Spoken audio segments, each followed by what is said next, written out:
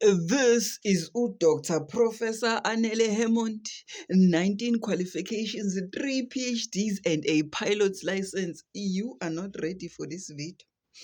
Part 2. Asiqale. Ekurhuleng University, it was gonna be the pride of Umtomnyama, South Africa's greatest achievement. But most importantly, Professor Anele Hamilton was so proud to be chosen ukuthi she's gonna be a part of this project. They told her to create a faculty, to create something ezobenefitisa umntomnyama, and she was proud because it was gonna be her greatest achievement, something ezobuyisa the power to umntomnyama. And so, plans university aphuma. She was told ukuthi this part and this part, and also that one was going to be all a part of faculty yakhe. She was responsible for shaping the young minds of abantu abamnyama and creating a new generation of black individuals that can think for themselves. Our professor then decided to gather her team and then start putting together modules, subjects, the right mixture of theory and practical work, something that will enable students akhe bakwazi ukuthola imisebenzi after they have finished their degree. Even though she was working as a banker in Switzerland, all the necessary documents are still there and publicly available. Avezayo, her communicating with the Minister of Education, telling them ukuthi no money, le faculty engipha yona ye science and technology, I am slowly gathering everything. Yes, South Africa. More documents. She's talking about youth unemployment. She's talking about her procedures. To summarize what's being said, Diglama documents, basically she's saying ukuthi faculty yakhe will bring back vocational training. It will use dual system learning and working at the same time. It will bridge the gap between TVT colleges and universities.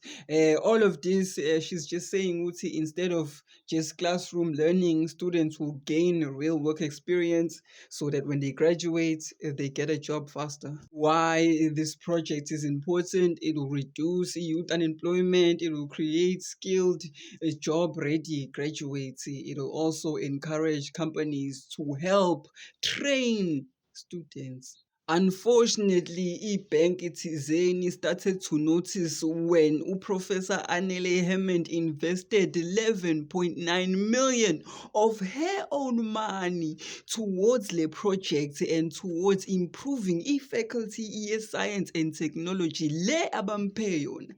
But unfortunately, iBank thizeni did not like that idea because it was going to improve the lives yabantu abamnyama. Do you know why we don't have a university in Ekurhuleni until today? When all the work, I've got reams and reams of files. I paid 11.9 million rands of my money to do the feasibility study. This study had made sure that every youth in Ekurhuleni will have a job. Because at my university, you don't study for 4 years. At the end of the 4 years, you've got a university with no experience and no job. No. From the day you get registered, you are employed. You work 3 days, you go to class for 3 days.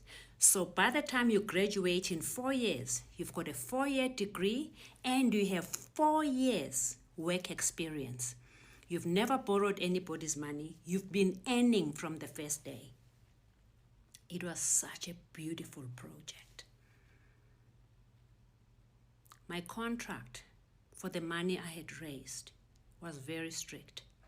I couldn't get involved in any of the South African corruption, irrespective whether my side or their side is wrong. I was not allowed to be in any court case. And with my integrity, I had to report this case.